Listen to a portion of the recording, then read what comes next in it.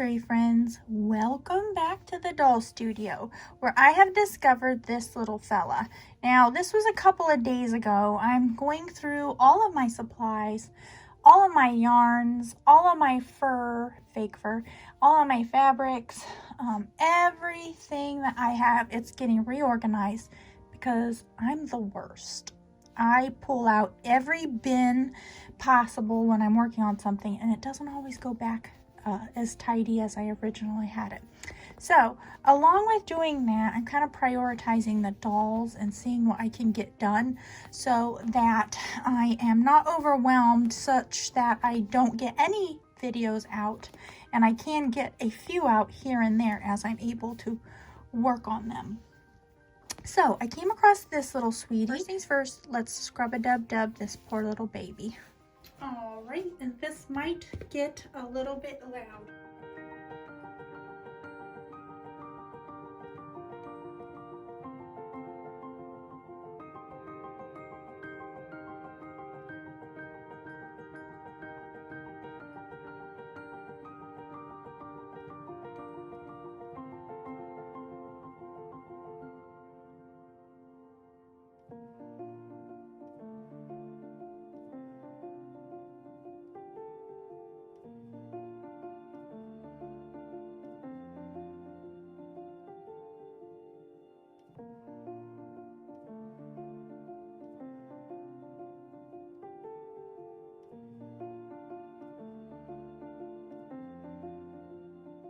Okay, all dried off, and I managed to get a little bit more of the paint off of the eyes. And that's just so when I go to start applying, there isn't any left over that might hinder what it is that I'm trying to do. Okay, I'm going to be using just a regular acrylic paint. And I'm just using one of these little cups that I use for mixing paints and different things. And I'm just using the bottom of it turned like this because you don't really need a lot. And I just have one of my older, thinner brushes.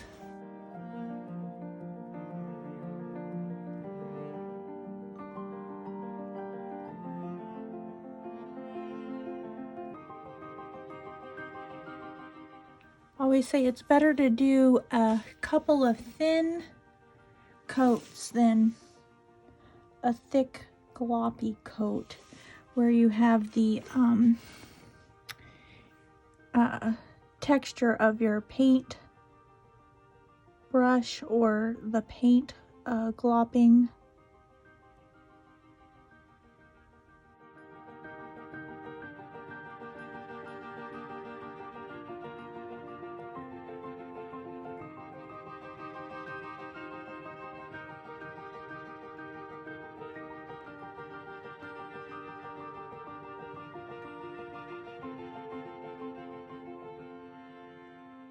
I have this how I want it. I'm going to go ahead and seal the white.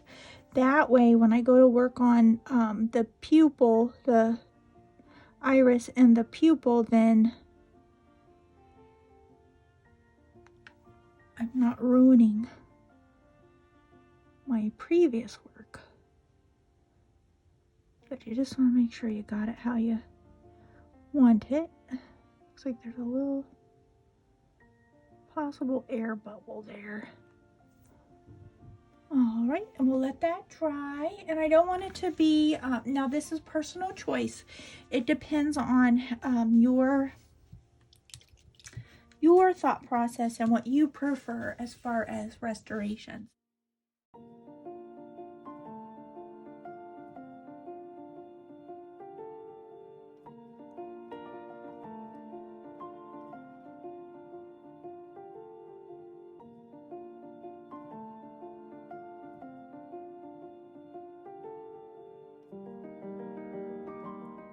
I'm going to seal the whites of the eyes before I move on with some matte Mod Podge. So while that's drying, I'm going to move on to the lip and cheek color. And then I decided that I'd show you guys something a little bit different than what I normally use, which are my pastels. This is a watercolor, Prismacolor watercolor pencil, and this is crimson red. And what I'm going to do, I'll get this out of the way here. I am going to just get this a little bit wet, and I'm going to have a Q-tip ready because this will come in handy as well. Now I'm just going to apply the watercolor on to the Q-tip, and we'll just see how this is going to look. I was out of frame. And this can be built up. I'm going to go ahead and do it over here in case I was out of frame, which I'm almost positive I was. Okay, so just depositing a light amount of color. I'm going around the edges and then rubbing that in. So that's going into the rubber. And it just gives it the faintest bit of color. And like I said, you can build it up as it dries. I just feel like it really brings the baby to life. Right here on this temple.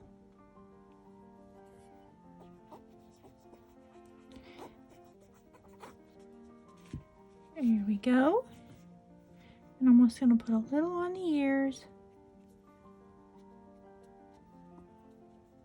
And doesn't that just look like it just is bringing it to life? I know the light is not so hot right now here in the studio. So now I can go ahead and build back up. Put another layer on. And you might see some bare patches in your cheek. So that's where adding on a little bit more can even that out. And that is a very light application of the blush. I'm going to go ahead and just load up a little bit more. There we go. I feel like that is plenty of color. It might even actually seem a little bit too dark right now with the eyes being so blank white. And I'm actually going to go ahead and put some color right exactly onto the lips and also the tongue.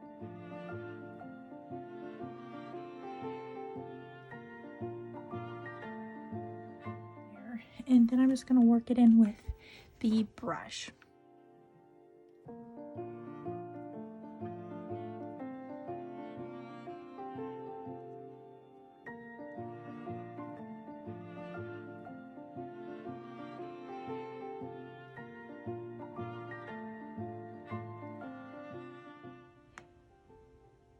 And it's up to you what you want the finished look to be. You don't have to use this color. Obviously, there's other. All right, now I'm moving on to the eyes, and I'm using this navy blue folk art, and you barely need any.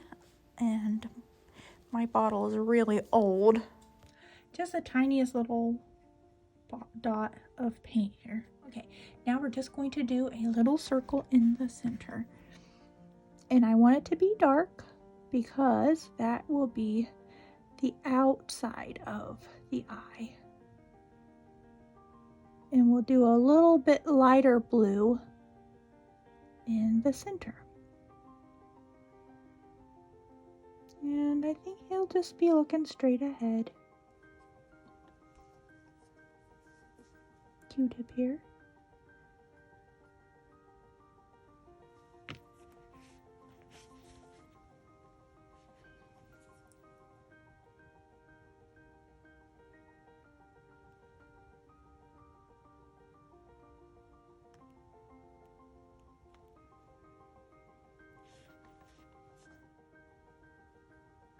There we go. One done. The dreaded second eye.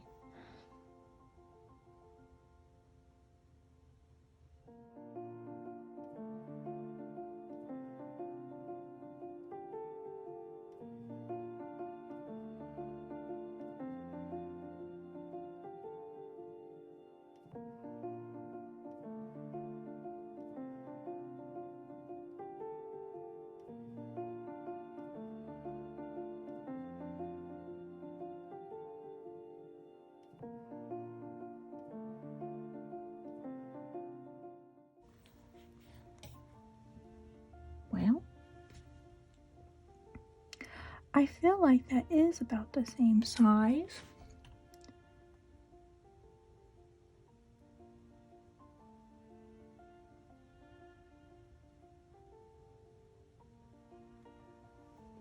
Okay. There we are. And there's a little bit of white showing at the top. I'm going to go ahead and get it even though I don't really necessarily need to, because I'm going to be lining it, and it looks as though I'm going to line it in with this brush. I'm going to go ahead with the blue only because it's such a dark blue. Just going to line the top very thinly.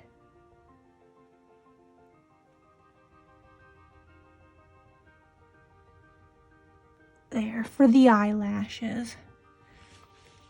I don't know why I have to hold my breath. Do you guys know? All right, and then I'm going to take it about as far as that over in this eye for the eyelashes. And I've just started it right here at the top of the eye, just so the eyelash is just towards the outer edge. And I'm going to plump out his eye a little bit here. Make sure I'm still in frame.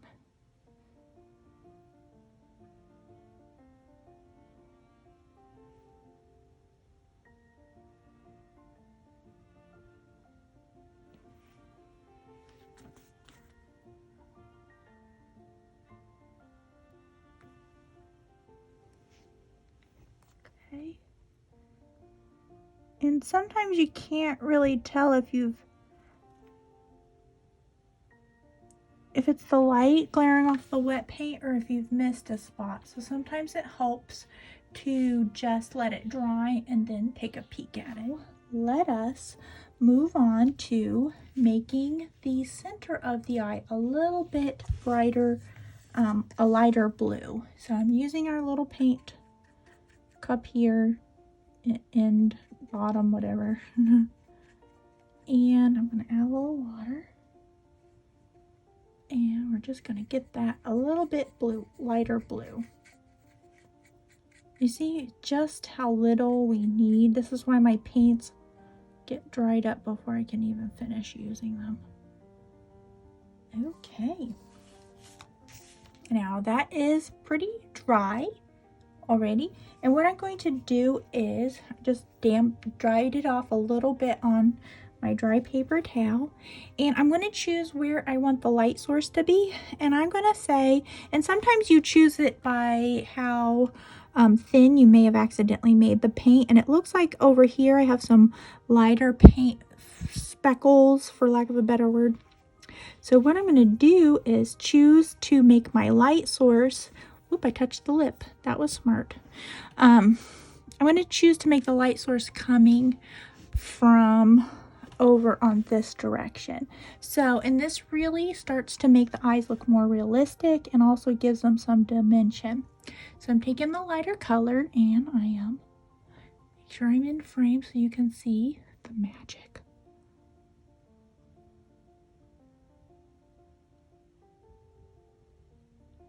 And just make kind of like, if you had to think of a shape, it would be a C shape. And I'm going to go over here to the other. And it's not exactly a light reflection. It's, well, it is, but it's not. It's just adding that depth that you would see in the eye. And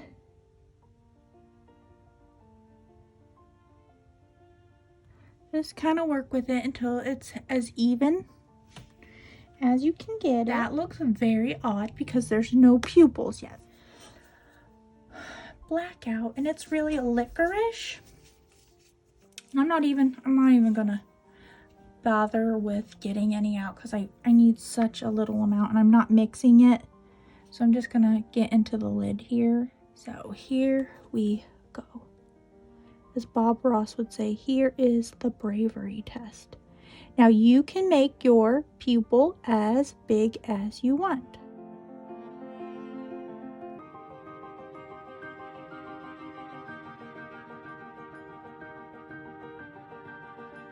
each time period has had its own kind of look as far as the eye paint, the face paint.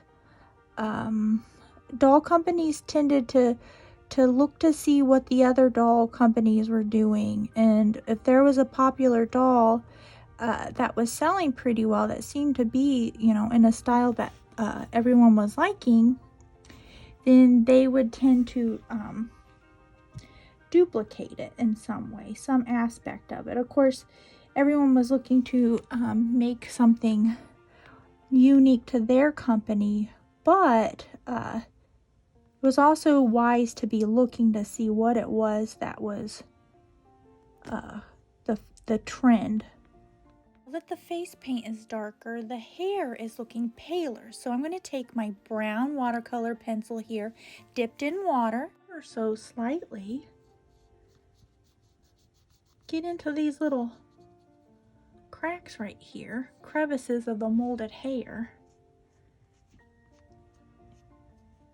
And again, like Bob Ross. Shoot, why not? And get my, well, I might need a different Q-tip here. Let me get another. Okay. Get this a little wet, this one a little wet, and then make sure it's not too awful wet. And then I'm going to spread that color around a little. And then redeposit it.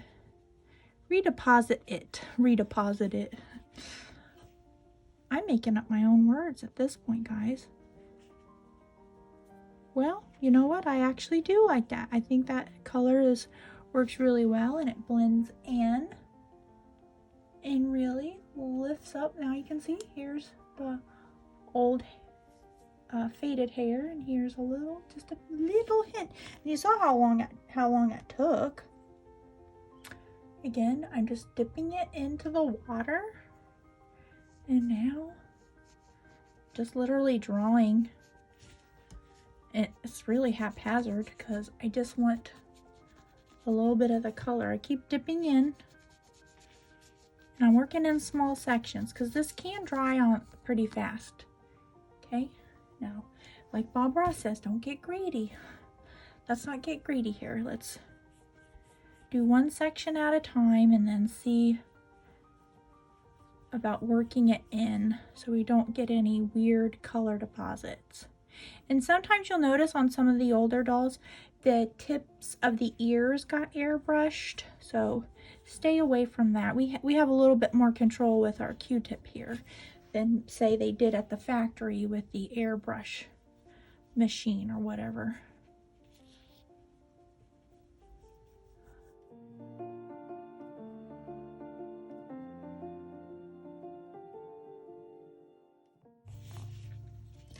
That is, it's not over the top difference, but it is a difference. And sometimes it's a few little subtle changes that add up to something really nice. And then you would just decide if this was a step you wanted to do. I know I said I wasn't going to touch the hair, but then look what I did. And sometimes that happens. You redo the face, and then suddenly the hair does look a little bit more washed out. It didn't before because it didn't have a face. It didn't have any coloring in the face. But I mean, you could still just say, I don't want to mess around with the hair. I like the hair. So you do not have to do this step. Like with all of my ideas and tips or what have you, it's all up to you. Now, I like his eyes how they are. Now I'm going to go ahead and get my white back out and do the more sharper little dots of light reflection. And for that, I do just use a toothpick. So I'm going to dip in and get, as you can see, that's about as big as it's going to be. And sometimes, and here's a little cheat for you guys, if you see where you have not made it perfectly round, choose that to be the spot where you make the little dot. just remember, you got to do it in the same exact spot on the other side because the light source is the same. There we go. And then you'd want to do it again. I'm going to dip again, but I like the bottom dot to be smaller. So you just barely, so lightly touch it. Well, you know what? And sometimes you want it to be smaller, but it doesn't turn out that way. This turned out a little bit bigger. Just remember, whatever you do on the one side, you have to do on the other. Okay, I apologize, you guys. I didn't realize that it went from landscape mode to portrait mode, and I was also out of frame. I don't know if that was because of the switch. I don't think it was. I think I was just out of frame. But I'm back in landscape here, and I just wanted to show you your two options. This has been sealed already. I'm re-recording part of this. I use, let me move him out of the way. I use this, and it's a spray. It's something I use for all of my art projects. I use this for sculptures. My polymer clay sculptures, I use this for paintings and drawings. My daughter uses it as well for some of her other work. You just have to make sure that you're in a well-ventilated area. And I like it because it's very fine and you can build up if you need a little bit thicker of a sealer. It's not supposed to yellow, it's permanent. And it's not glossy, so I really love that. You can't even tell that it has the sealer on it. I've just not had any luck with any other spray sealer.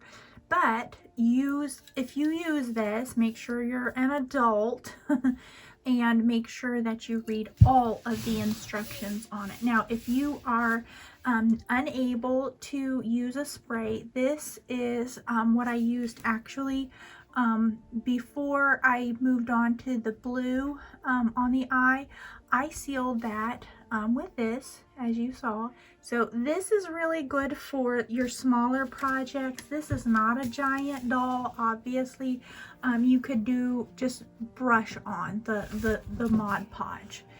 Just make sure you're working in thin coats so you don't see the streaks that could happen. If you really do yourself no favors when you try to hurry. You just have a oogie goopy mess. So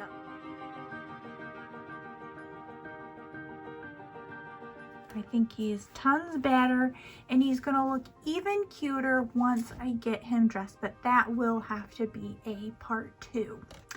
So let me know what you think in the comments if you have any suggestions. I do again apologize for getting out of frame. I hope that you got the gist of it, and I can do more. So I mean, I have a ton of these little smaller babies. I can make another video if you guys are wanting one, so just let me know.